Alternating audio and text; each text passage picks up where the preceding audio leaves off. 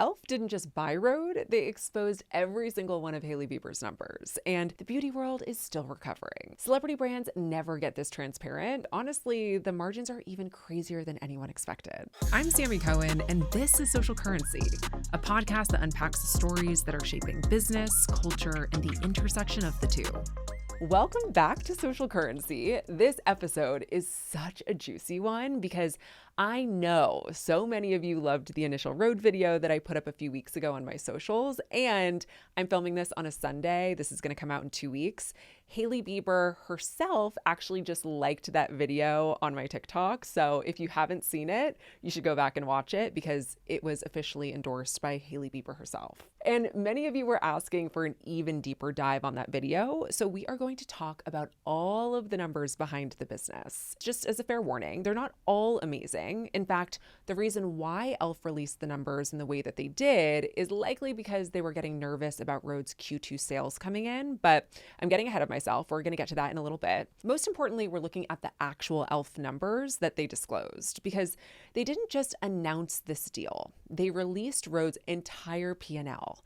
Every margin, every cost, every weakness, and every superpower, which just does not happen in beauty. I think it is really important to get into the nitty-gritty here, so this episode is going to be a must listen for anyone who wants to better understand the numbers behind a consumer goods company, especially in the beauty space, and especially a well-functioning one. So we're going to peel back what the numbers are signaling for Rhode and what the future of Rhode may look like. But from a very high level, Hailey's business is far more sophisticated and far more profitable than anyone expected. So let's get into it. In May 2025, e.l.f., which stands for Eyes, Lips, Face, announces it's acquiring Rhode in a deal valued up to $1 billion. And that alone sent shockwaves throughout the entire beauty industry. In an era where a celebrity brand is a dime a dozen and the state of the current economy, it was such a massive win for Hailey, Hailey's team at Rhode, and for Rhode fans, since an acquisition of this size means that Rhode is going to be blown out with lots more distribution thanks to the e.l.f. distribution partners behind it. The e.l.f. Rhode deal included $600 million in cash, $200 million in stock, and $200 million in performance-based earnouts for Hailey. First things first, the catchy headlines of Rhode just sold for $1 billion are certainly sexy, but they come with a huge asterisk because the performance-based earnout means that the brand still has to continue to perform and sell well once the transaction goes through. And this performance-based earnout is very common in many transactions, especially when a founder is so key to the business. And in this case, Hailey is very much the face and key driver behind the brand. So the structure also matters because it tells us that e.l.f. is betting Rhode will continue to grow quickly and profitably. But then right before Q2 earnings, e.l.f. drops the bomb. They publish Rhode's full P&L breakdown, and this was unheard of. In company acquisitions, they usually share top-line revenue, maybe EBITDA. They rarely go into the detail of the cost of goods sold, cost of delivery, marketing spend, G&A, but e.l.f. did, and they did it loudly. So why did they do this? I think it's because they want everyone, analysts, competitors, and really anyone else who knows the Rhode brand, to see that this business wasn't just hype. And they were right. So the numbers speak for themselves, and this is really where the full story starts. So according to e.l.f.'s disclosure, this is the overview. Their cost of goods sold was 19% of revenue. Cost of delivery was 15%, marketing was 11%, general and admin was 17%, and their EBITDA margin was 34%. Unless you know the beauty and consumer industry space very well, those numbers don't immediately scream elite. So I'm going to break them down even more. First, there's the cost of goods sold at 19%. This is unusually low for a young brand. If you think about it, a young brand still has to work with their manufacturing partners, and as they're scaling, it takes time to bring the cost down, but they were able to get their costs very low from really out of the gate. Most direct-to-consumer brands are around 25 to 30%. So Rhode is producing like a mature beauty conglomerate, even though they're a few years old. Second, their marketing came in at 11% of revenue. This one is one of the most noteworthy ones because most beauty brands spend 30 to 50% of their revenue on marketing, but Rhode was 11%. And that's because Hailey is the marketing. Every selfie she does is a free ad.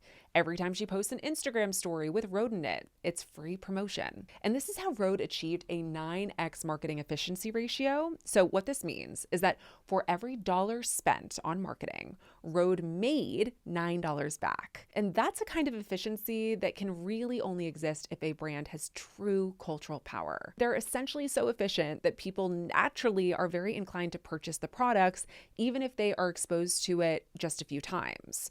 Or rather, they are just very efficient at getting people to convert to become customers. Then we have the cost of delivery at 15%. Rhode didn't fall into the 2010s direct-to-consumer trap of free shipping, but we lose $8 a unit. They ran a very tight ship operationally, which is rare once again for very young celebrity brands. And then there was an Achilles heel that we have to talk about. Their general and admin costs were 17%. And this one is a little messy.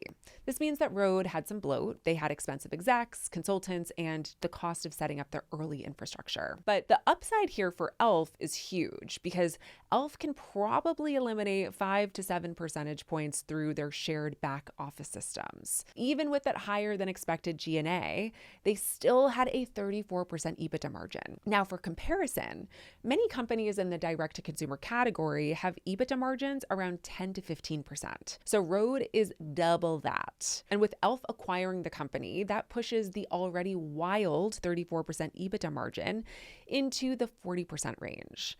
And that is beauty industry domination. Here is the twist to the release of all of these numbers. When e.l.f. revealed Rhode's Q2 financials right before earnings, analysts freaked out a little bit. And this is because sales were only just north of $40 million for the quarter. And during that same quarter last year, they did around $48 million. So that's an $8 million drop year over year. And e.l.f. stock fell 7% on the news.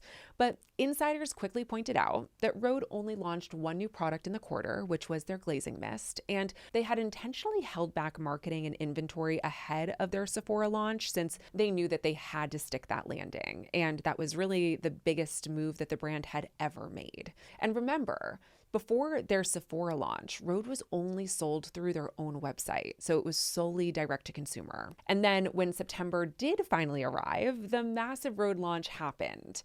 And lo and behold, it ended up being the most successful brand debut in the retailer's entire history. On day one, Rhode did $15 million in sales across North America. And I got that number from Puck, but Rachel Strugatz, who reports on beauty there, is always very spot on. And by the end of September, Rhode had pulled in around $40 million at Sephora alone in 1 month. And apparently, Rhode was taking away market share from many of the other top sellers at Sephora, so they came in very strong. This is also important because Rhode launched with only 16 SKUs, but really only 10 unique products, and they still blew Fenty and Rare's debuts out of the water when it comes to Sephora.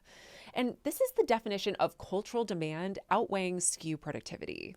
So now we have to ask ourselves, can this be maintained?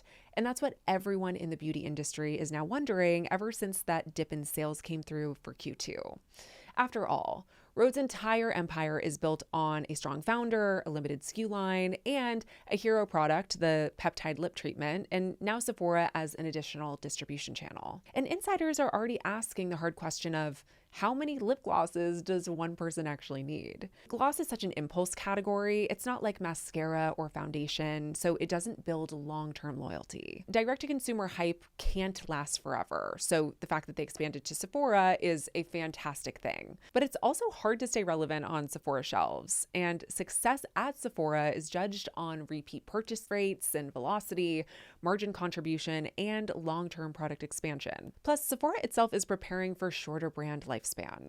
In today's consumer culture, brands cycle in and out faster than ever before. It's hard to stay relevant in today's TikTok and Instagram-driven universe. Nobody stays hot forever. Now we're going to zoom out. e.l.f. did not just buy a brand when they bought Rhode. They bought a playbook. Rhode is a proof that cultural capital can convert into real business value. Creator-led brands can now have better margins than most of legacy beauty. Influencer-led demand can outperform paid media at scale. And operational excellence matters more than celebrity hype. Rhode was focused on their bottom line from the very beginning, and that's why they scaled slowly and kept their distribution limited to their own website for the founding years of their company. Meanwhile, for Rhode, the path forward is somewhat obvious. They need to expand beyond their main SKUs, lean into global distribution now that e.l.f. is behind them, scale R&D, and intentionally grow into a full-scale beauty house. And most importantly, keep Hailey deeply involved, because Rhode's moat is Hailey. Not as a celebrity, but as a tastemaker whose audience actually converts with her. With a 34% margin profile and a Sephora debut that explosive, she may be the most effective celebrity operator in modern beauty today. At a time when everyone is talking about how LVMH is trying to sell off 50% of Fenty, Rihanna's once super hot beauty brand, it's interesting to compare the trajectories of both brands. If you can remember, Fenty was the brand around 2018. They were one of the first to have this expanded color range of makeup, and they really felt like they were leaders of the pack. After a while, though, Rihanna stepped away from the brand, and Fenty lost its cool factor, and sales started declining shortly after. Hopefully, Hailey is using Fenty as a cautionary tale of what not to do with her own brand. So what does this all mean? e.l.f. didn't just buy Rhode. They bought a generational case study on how culture, products, and economics collide. This acquisition changes the playbook for creators, brands, VCs, retailers, and honestly, every girl in Sephora trying to get her hands on a peptide lip tint. And this is the future of beauty. It's lean, profitable, and culturally magnetic. So thanks for listening to today's episode. If you loved this breakdown, please share this episode with a friend who is obsessed with celebrity brands or just makeup in general, and definitely subscribe so you do not miss the next deep dive. Thanks for listening, and I will see you next time. Thank you so much for listening to today's episode of Social Currency. I've been wanting to launch this show for so long. I can't tell you how excited I am to do this and how thrilled I am that you're actually here listening. It means the world to me. If you liked what you heard today, please rate and review the podcast because it massively helps to support the work I do to bring the show to life. And if you want to keep up with the hottest business lore in real time, follow me on Instagram at Sammi Cohen Talks and subscribe to my newsletter, Social Currency, which is linked in the show notes. Social Currency is a production of Social Currency Media and Money News Network. The podcast is hosted and executive produced by me, Sammi Cohen. Social Currency is produced by the Money News Network team. See you next time.